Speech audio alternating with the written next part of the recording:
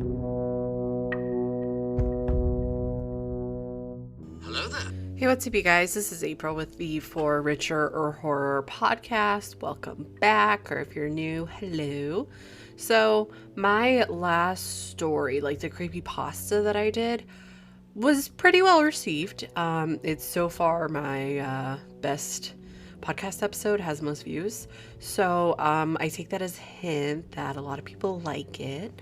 So that's what we're going to be doing this week and the next 3 weeks. So there's a story that I'm really been wanting to read. It's called I Dared My Best Friend to Ruin My Life. And I think it's incredible. It is 66 pages though, and that's on a Google Doc. So I'm splitting up into 4 parts. So today is the first part, which is actually comprised of parts 1 and 2, because it's an 8-part story. But anyway, let's get on into it. To credit, this is by Zandasan90. It's a Reddit no sleep story. Creepypasta, whatever you call it. My name is Xander, and my best friend is trying to ruin my life. It started out very small, but has quickly grown out of control. I'm currently sitting inside a church using their Wi-Fi to post this story and taking advantage of their air conditioning. I'm posting this story in case he finds me and kills me soon. It's only a matter of time now, and I want someone to know what happened before I die. 2 years ago, my friend David and I were sitting on the couch in my house, thoroughly bored. It wasn't a temporary boredom either. It was a resounding boredom with life. We both worked full-time at the local movie theater, making minimum wage and cleaning up after idiots who couldn't keep popcorn and soda in their mouths. We had graduated high school 2 years prior and had no plans to attend college. Life looked bleak for us. College didn't sound appealing, working was annoying, and the little free time we had was blown on video games and YouTube. We both still lived with our parents too, which made dating somewhat embarrassing. Looking back, I'm sure we were suffering from mild depression on top of everything else. These life circumstances blended together to create the perfect storm for what I now have to call my reality. As we sat on the couch at my parents' house, channel surfing the TV, David asked me if I was bored with my life. I responded in the positive and he sighed. High school was so easy because we knew our purpose and our goals were set for us. Outline the English essay, finish the math homework, get decent grades, pass the driving exam, be home by curfew, find a girlfriend. Now that we're out of high school, there's no structure. Our lives have become meaningless. We are floating through space with no aim or purpose. Would you go back to high school then? I asked. He shook his head. In the moment, high school was annoying. It's only after looking back that I see how much better it was than I realized. What's the solution then? I asked. Either go somewhere that has structure and can deliver what high school gives us, or create our own structure, David replied. Well, I don't want to go to college or the military, I said. And I can't think of anywhere else that provides the same structure. Guess I have to make my own, but I have no idea where to start. The thing about high school was that it required a minimum effort. If you don't give that minimum effort, you would face the consequences. The consequences were bad enough that you and I would put effort into school. When high school ended, that minimum effort level decreased. Now our minimum effort is not enough to improve ourselves. Whatever structure we build has to have those consequences built in and a minimum effort that forces us to improve constantly. David was and is a very intellectual person. He thinks about everything, if you can't already tell. I was pretty dumb compared to him, but I stuck around because he always had interesting things to say.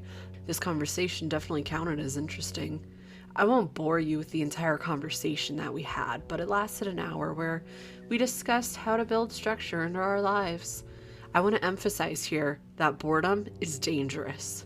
Well, it's not dangerous by itself, but it can quickly lead to dangerous things. Boredom can lead to pain, accidental children, technology that disrupts a monopoly, and even death. Our boredom led to a dare. I dare you to try and ruin my life, David said.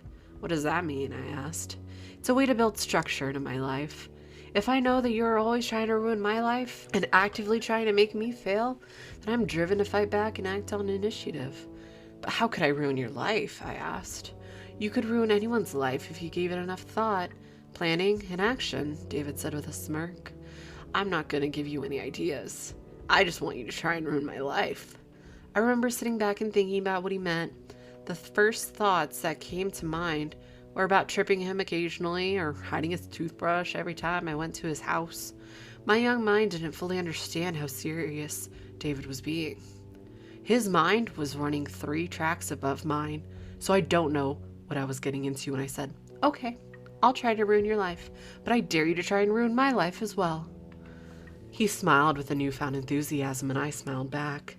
I'd hoped it would be a great way to relieve my boredom with life. David stood up and punched me in the leg as hard as he could. I shouted, mostly out of surprise. He just laughed. "The dare starts now," he said, grabbing his shoes. "We're no longer friends. We're nemesises." He opened my front door and looked over his shoulder. "Good luck," he said. "I hope you'll work half as hard as I will." Once he left, I just sat there rubbing my sore thigh. Okay, I thought, if he wants a war, he'll get a war. That night, I had lain awake, trying to think of ways to make his life harder for him. My ideas were all so childish and useless compared to what he would later throw at me. I'm too embarrassed to list my ideas from back then. I wish I could say I remembered the day David turned against me for real. But it was so subtle that I didn't notice right away. To my face, David acted completely normal. While we were at work, I would sprinkle popcorn over a section he'd just cleaned and point it out to him. He would just laugh and say, "Is that supposed to ruin my life?" Then he would clean it up. I expected him to do the same to me, but he didn't. His lack of visible retaliation made me bored again, so I stopped. Looking back, I suspected that behind my back, he was sabotaging my image with our other coworkers and boss. Out of the blue, my boss called me into his office and told me that I was fired because I wasn't doing a good enough job. David acted sorry I was leaving, and we promised to hang out again soon. I left, thinking I could make this something good and get a real job. That dream died, and I ended up at McDonald's instead. After I'd been at McDonald's for a month or so, my parents confronted me. They asked me if I had been stealing cash from their wallets. I'd never stole a cent from them, and told them so. They backed off, but only for a week until my mom's credit card went missing. They confronted me again, this time very angry. They accused me of withdrawing several $100s using my mom's debit card. I had no siblings, so it wouldn't have been anyone else in the house. It turned into a screaming match, and they demanded that I move out as quickly as possible. With my small cash of savings, I found an apartment near the local community college that housed college students. The rent was affordable enough for me, so I moved out within the month. I moved in and became instant friends with my 2 roommates, Clark and Evan. Our other roommate, Isaac, kept to himself and stayed in his room playing video games 24/7. Life got good again, because I hung out with Clark and Ivan frequently. David and I had stopped hanging out after I was fired from the movie theater. I hadn't forgotten about him, but I had forgotten about the dare. Every once in a while, I would message him on Facebook or shoot him a text to see if he wanted to hang out, but my messages were always ignored. Eventually, I gave up. Within 6 months, I had a great life going. I was dating a girl named Katie. I'd been promoted to crew trainer at McDonald's, which paid better. My bank account was slowly growing. I only recognized this as David's doing when I look back, but an obscene amount of junk mail showed up with my name on it every single day. Magazines, credit card offers, vacation ads, and even physical letters from people who claimed to be excited to be my new pen pal. I sorted through them every day trying to find some pattern. Clark and Ivan thought it was hilarious. When I came home late from work, they would sometimes toss the junk mail in the air like confetti as I walked through the door, cheering that the mail king was home. One day, I remembered feeling sick of getting all this junk mail and decided to sit down, call every subscription to cancel. I recruited Clark and Ivan to help me, and we sat down with snacks one afternoon and started to crank through phone calls. In a few days, the tide of junk mail subsided, and we celebrated our efforts. That only lasted a week. The next week, it started coming back in full force. There was twice as much as before, and even some pornographic magazines in the mix. Not only did my physical junk mail increase, but my email became unnavigable through all the new spam messages. Google moved a lot of it to the spam filter, but there are still hundreds of emails that would make it through. My email's been subscribed to websites I'd never even heard of. Clark and Ivan were blown away with the tide of new junk mail. The event was dubbed Return of the Junk and became a great icebreaker for Clark and Ivan to introduce me to other people at parties. One day, I was browsing Facebook's People You May Know section when I came across one's profile that had my picture but a different name. The account was open for anyone to view, had a lot of porn posts. status updates full of swearing and praises to Hitler. I frowned when I clicked on their pictures. Most of the pictures were the same ones from my Facebook account, but there were some pictures of me that weren't on my account or anywhere else online. Keep in mind, I don't remember my dare to David, so I was feeling pretty creeped out. I hit the report button and let Facebook know that the account was fake and went on my way. I think 3 months or so later is when more stuff started to happen. Katie and I were getting very serious and discussing moving in together. The junk mail still rolls in, and I've started to just throw it away. Ivan has moved out to go to an actual university, so a new roommate, Jackson, has moved in. Clark and I attempted to befriend Jackson, but he's similar to Isaac and locked himself in his room most of the time. A new game became available for pre-order, so I submitted my email to reserve a copy. When I tried to log into my email to make sure the reserve code was there, I couldn't log in. I hit forgot password, and it asked if I wanted to use my phone number to reset the password. I pressed yes and waited for my phone to light up. It never did. I pressed the button 3 more times, but no text ever came. I tried old passwords I used to use, but none of them worked. I frowned, but eventually walked away from my computer. I tried again a different day. I sat down on the couch and pulled up Facebook on my phone. A pop-up appeared. "You've been signed out," it said. Then it jumped to the login screen. I thought I'd hit the logout button on accident, so I just typed in my email and password. It didn't work.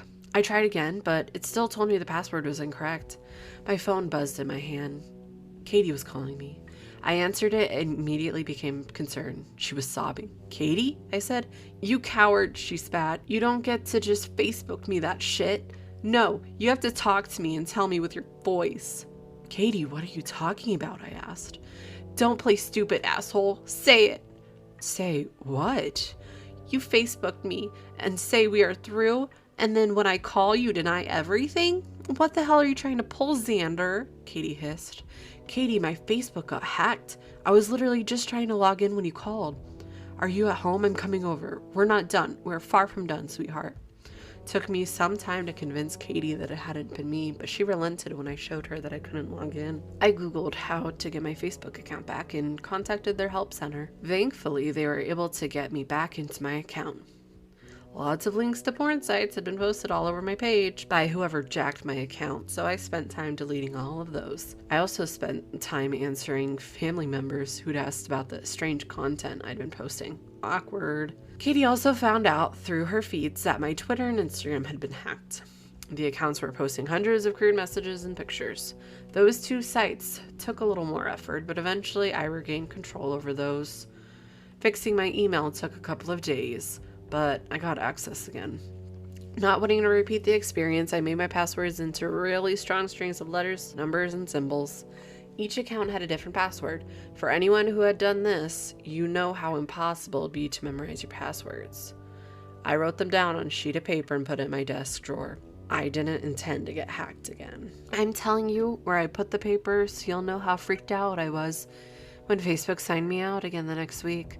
I checked my other accounts, locked out again. I shot Katie a text to warn her and then called the Facebook help center again. They gave me access to Facebook and gave me the same warning about making a long password. When I told them the type of precautions I had taken last time, they suggested checking my computer for viruses in case there was a keyloggers collecting all the information I typed. I called a computer repair center and asked what I needed to do to get my computer scanned. They asked me to bring it down and they'd check it out. I had a desktop, so bring it down required a lot of unplugging. When I got down behind the computer to unplug everything, I found a tiny USB stick that I'd never seen before. I frowned and tried to locate its contents on the computer. The computer said no USB was attached. The computer repair guy confirmed that the USB drive was a keylogger. He asked if my computer had ever been anywhere that anyone could walk up and use it. I told him no, and he said he had no idea how it could have gotten there. He didn't charge me anything, just warned me to keep an eye on my computer. I changed all my passwords again, going through the motions to my accounts back. A few days later, I received 3 credit card bills in the mail. I still had the habit of skimming through the junk mail in case there was ever anything super important. I'm glad I did, because I might have never found out about the credit cards that were registered in my name. I called the credit card companies to inform them that they were mistaken. I'd never signed up for a credit card. My parents would warn me about them so often that I'd been deterred from ever getting one. Before you comment and tell me I need to bill my credit, yes, I know that now. A quick Google search told me what to do next. I called Equifax, which is a company that calculates your credit score and tells creditors that it's okay for you to open a credit account. I placed a 90-day fraud alert in my credit. They said they would call me if anyone tried to open a credit account in my name. The dude at Equifax was kind enough to tell me what I needed to do next. He asked me to go online and view my credit report. If I saw any accounts I didn't recognize, I was to write them down and file out a complaint to the Federal Trade Commission explaining the situation. Once I had that submitted, I was to file a copy of it with the police and create a police report. Then I'd have to take those 2 reports and call each of the credit companies that had issued credit to my identity and start the dispute process. I instantly felt very discouraged at the amount of effort this would require. It felt utterly insane to be required to follow all these steps just because I was the victim of identity theft. God damn. Clark was horrified at what had happened and looked at his credit score. He was relieved when it came back clean. I made Katie check hers too, just in case. Also clean. I'll take a minute to tell everyone reading that you are entitled by law to 1 free credit report per year from each of the 3 credit score companies. That means you can and should check your credit 3 times a year. Clark and I set reminders on our phone to check the scores again in 4 months. I asked Katie to do the same. When I first found out about the accounts, I'd called my parents to ask if they'd opened any accounts in my name. If they had, I'd at least know who the culprit was. They told me they hadn't opened any accounts, and I warned them about my problems. They promised to check their credit score. 2 weeks after I had called them, my dad called. They found 15 fraudulent accounts between the 2 of them. What the hell? I told him the steps he needed to take, and he was grateful for my help and warning. I know this is boring to read, but I want you to realize how insanely painful it was to fix all of this shit. Seriously, watch your credit scores and nip identity theft in the bud before it happens to you. I had requested detailed bills from the credit companies that had issued the fraudulent accounts, and they mailed them to me. The bills were full of online purchases. The accounts had been opened almost a year ago, and in that time, the thief had spent $62,000 between all the fraudulent accounts. I was pretty upset that in a full year, I'd only just found any credit card bills in the mail. I must have been tossing them with the mountains of junk mail. Now I know that the masses of junk mail were deliberate and calculated so that the bills would blend in and hopefully get thrown away. The first few transactions were from stores like Target, Walmart, etc. But the further down I went, the less I recognized. One word stuck out to me: Bitcoin. I had learned a little bit about it from my Facebook feed, as I had some friends from high school who touted it as the next real currency. According to the credit card statement, several thousands of dollars had been exchanged into Bitcoin. I started really researching Bitcoin and tried to figure out what it was and why an identity thief would want it. To make the explanation short, Bitcoin allowed my thief to make completely anonymous purchases online. It was as if he'd gone to an ATM and drained all the credit cards into cash. I didn't foresee the credit card companies ever getting their money back. David now had a hell of a lot of cash he could use to ruin my life. I didn't know it was him at the time, obviously, but now I do. Guys, identity theft is a serious crime and is very dangerous to everyone in the economy. And while the theft had been bad, my life was about to get a whole lot worse. That's all I have time to write for now. I have to go and get some serious shit taken care of. I'll write again as soon as I can. My name is Xander, and my best friend is trying to ruin my life. Part 2. Hello again, everyone. I've had more time to write than yesterday. Sorry about the length. I'm trying to catch up to the present as quickly as possible, but also include enough details so you can know how thorough David was being. I'll resume where I left off.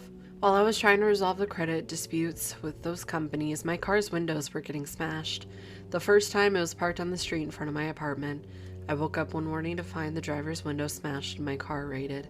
My car was just a crappy Honda Civic, and I didn't even keep anything expensive in there, but they snatched my stereo, which was shitty anyway, and all the spare change in the car. Desperate much? I got my window repaired that day and decided to set aside some cash to buy a really nice stereo now that I had an excuse. Next morning, the same window was smashed again. Again, I had parked it in front of my apartment. I got that repaired reluctantly and started to park in the underground parking for the apartment complex. See, no one likes the underground parking because the lines are painted too close, so it's not uncommon for your car to get scratched up down there. I decided it was better than a smashed window, so I fought for a spot that evening. I know you're going to ask why I didn't call the police. Mistakes. That's why. We all make them. You have the wisdom that comes with knowing the whole story. I didn't. Glass was all over my car when I went down the next morning. It wasn't just the driver's window that was damaged. The front windshield and back windshield were completely cracked. I spent some time looking at every car in the garage. No one else had so much as a scratch on their windows. What the hell? If some random asshole was out breaking windows, he was targeting me.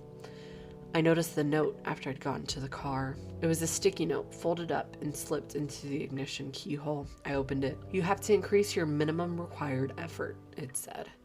The phrase was intentional. David wanted me to know it was him. And when I saw that phrase, I remembered our conversation. That fucker. I went into a total rage and drove out of the parking lot, trying my best to drive with the cracked windshield. I still remembered how to get to David's house, and I ran a red light or two to get there.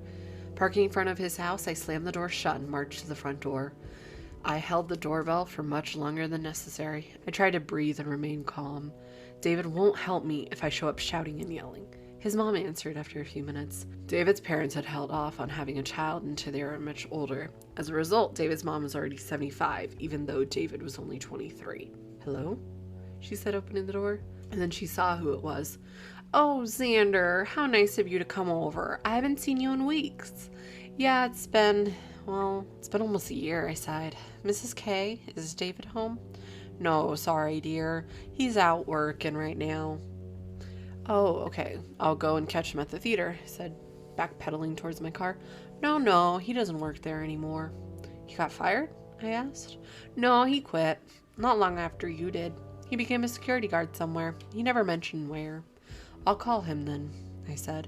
He dropped his phone a few weeks ago and got a new one, she said. Well, let me give you the new number. She walked back inside for a minute and I waited on the porch. She came back with her flip phone and opened it. Do you mind? She said. My arthritis makes it hard to use this phone. I went to her contacts, found David's number and entered it into mine, handed the phone back. Thanks, Mrs. K, I said. Even if David was being an asshole, I always liked his mom. Anytime, she said with a smile and closed the door. I called David immediately, but only got a voicemail. Hi, David. It's Xander. I just spoke with your mom, and she didn't know where you were, so she gave me your number. Please call me, man.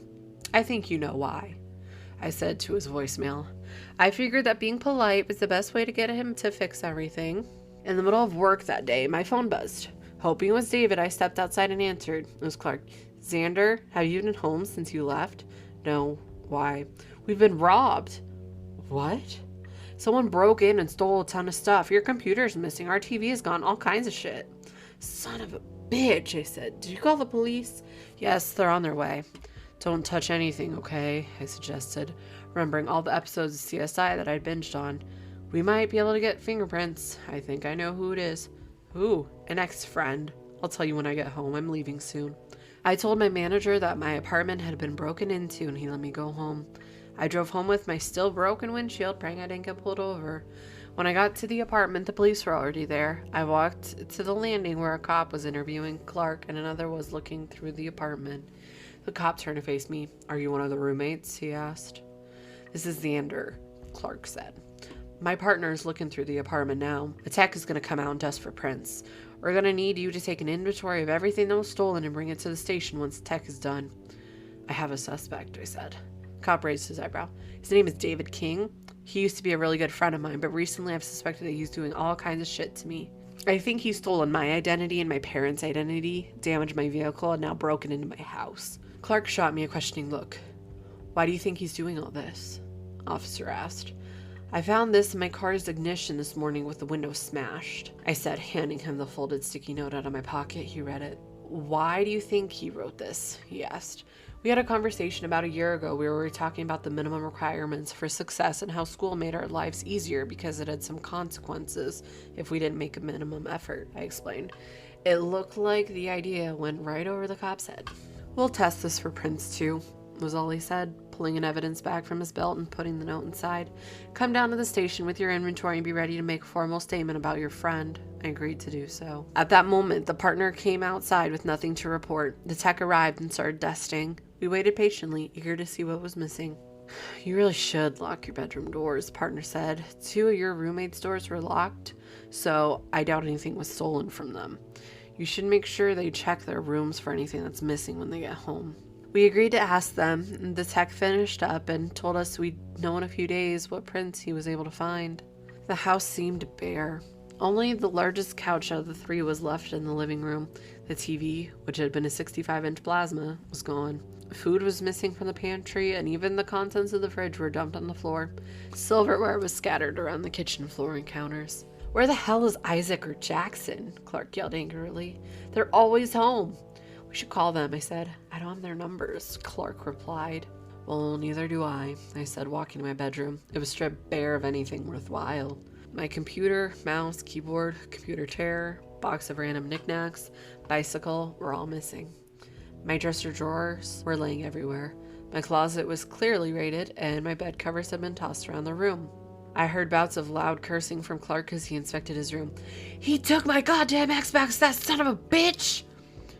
Feeling shocked, defeated, and numb, I sat on the bed. I called Katie to tell her what had happened. No answer. I shot her a text. My house got robbed, and stared at the wall for a while, thinking. David King had been in my house. He'd stolen my identity, my public image, and now my things. It was time to set up my game. No, not my game, my life. Time to stop floating through life and start beating the minimum required effort.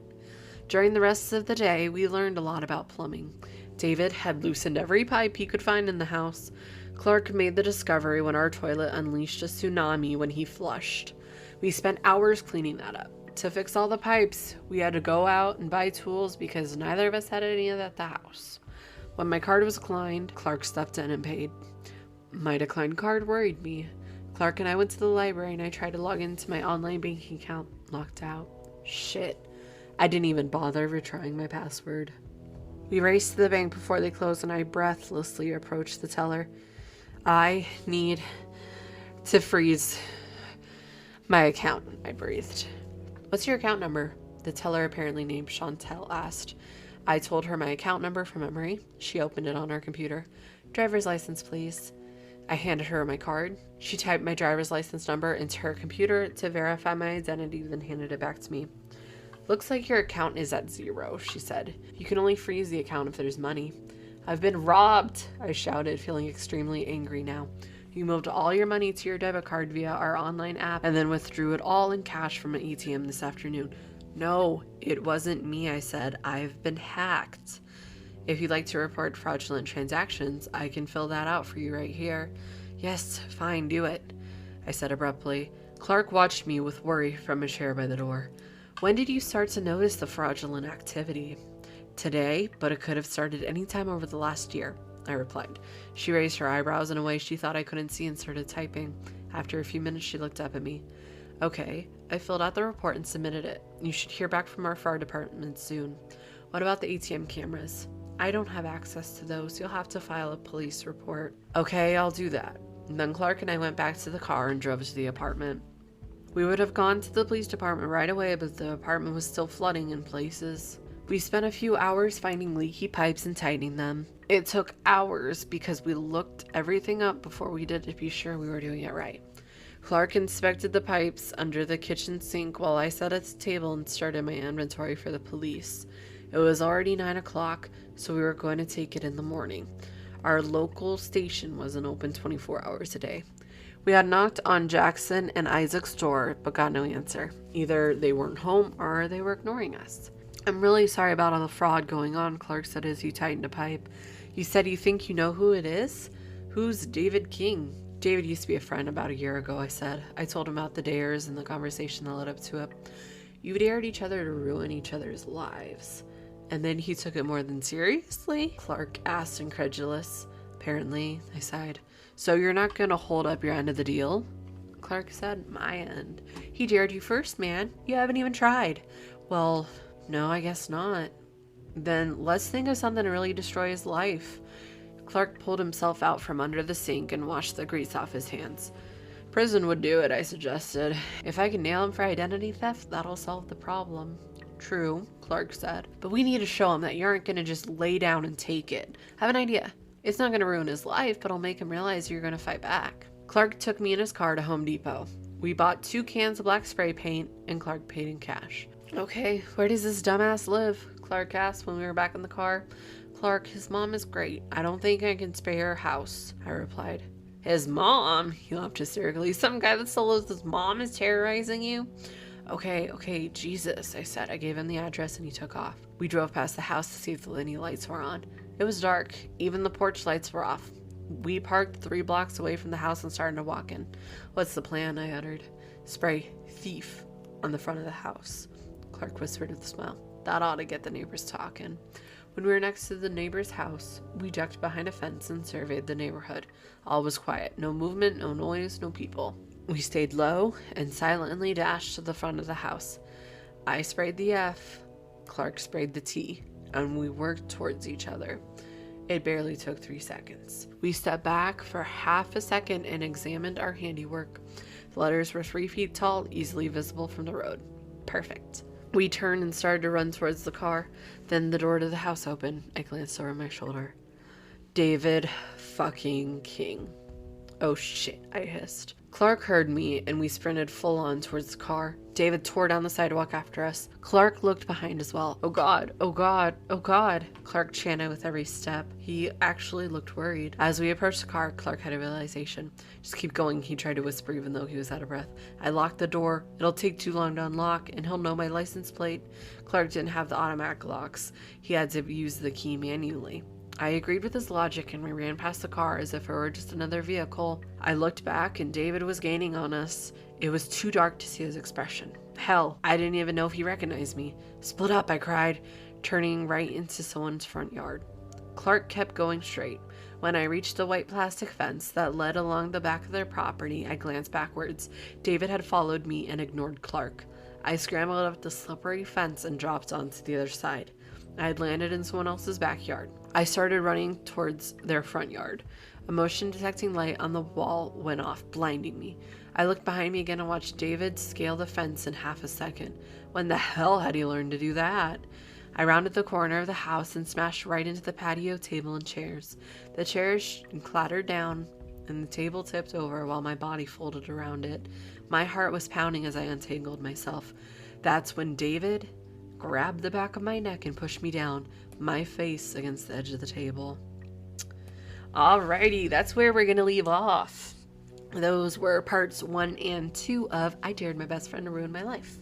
Hope you guys like it so far. Hope you guys stay tuned for the next coming episodes to complete this story, creepypasta, whatever you want to call it. Alrighty, I'll see you next week. Bye.